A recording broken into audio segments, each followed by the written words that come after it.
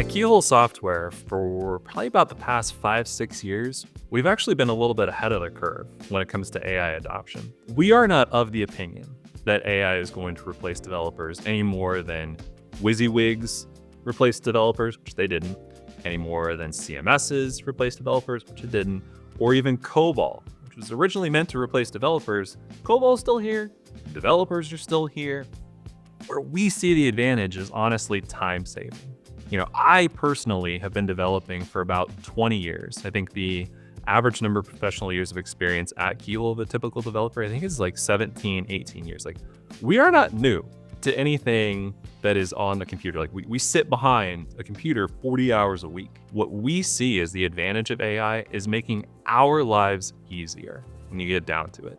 You can talk about code generation. How many models have I written over the years that I could just simply offload to an LLM, say, hey, generate this for me, and the Copilot gives it back. I might have to make some tweaks every once in a while, but that's perfectly okay.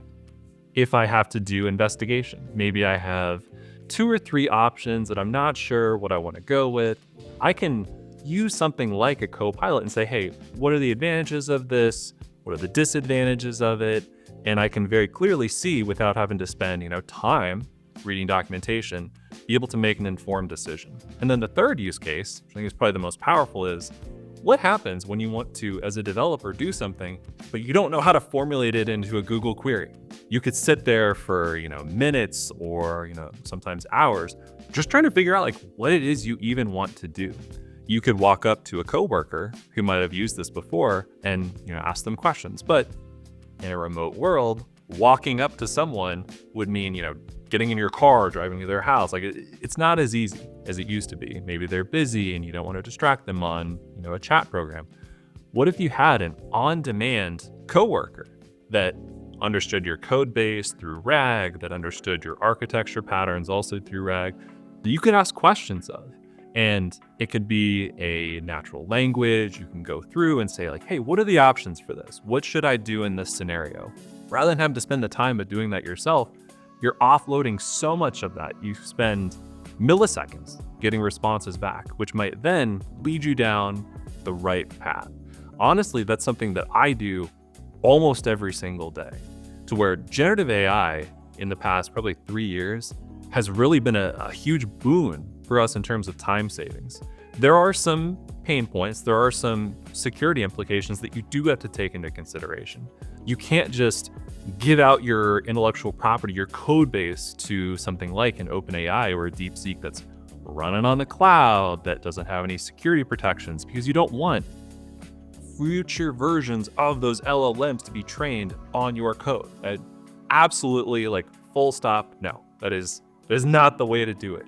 You have to have a private instance of a lot of these AI systems. You have to have organizational agreements and enterprise agreements saying they cannot train anything that you provide as an output or anything that it gives back as an input. Nothing. As long as you have that in place, and as long as you have security precautions in terms of scanning the code that it produces to make sure that it's not contains any vulnerabilities, that it doesn't contain any security defects, and even you might be able to do some static analysis in terms of performance. As long as you have all those checks and balances in place, and there's probably about 10 more that I'm not including, as long as you have a private instance, and as long as you know how to use it effectively, a lot of our really forward-thinking clients that we have seen a dramatic reduction in the amount of time that it takes to produce code, and a dramatic increase in both the number of stories that are getting deployed to production every single release cycle. They're able to get their backlog trimmed down a lot. It is probably one of the things in the past 5 to 10 years that I've seen has saved us the most time out of every other thing that has come along, where it's always been promised, one thing, we've been sold a bill of goods for another. If you can use AI effectively, if you can make sure that you have appropriate security precautions, if you have appropriate policies around it, you can actually produce more than you could without it. And in our business, you're only as good as how fast you can get something to production. So if you are forward thinking, if you think that AI is not Skynet, but it can actually be used by us as a tool, as a co-pilot, we've seen exactly the same thing at Keyhole Software, and we'd love to be able to talk about our successes and the potential for using it effectively, securely, and safely at your organization.